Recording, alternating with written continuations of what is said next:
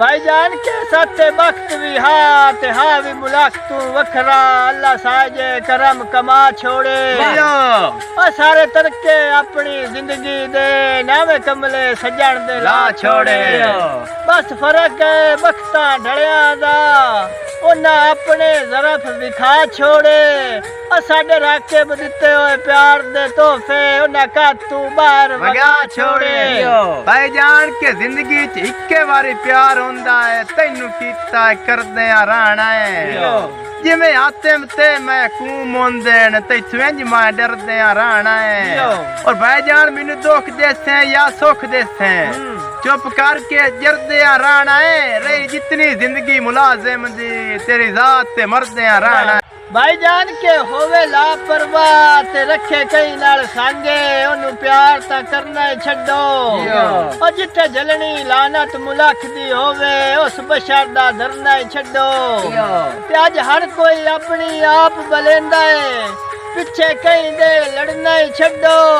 जिन्नू राकेब संगत दी सुर ना होवे उस बशर दा मरना परना छड्डो।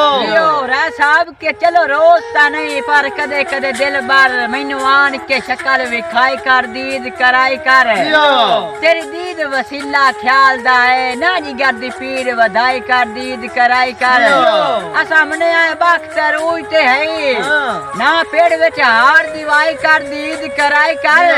हमारा सज्जन भी एक दे काम आ बंदा बनते कुछ बंदे आए कर दियो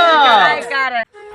जी रहा शेखर साहब के संगे त्रुटन तू बाद भी सजना दे ढेर हया होंदे और जेड़े वेंदे ने पिछलियां निबियां नू बंदे वो जे फैज दना होंदे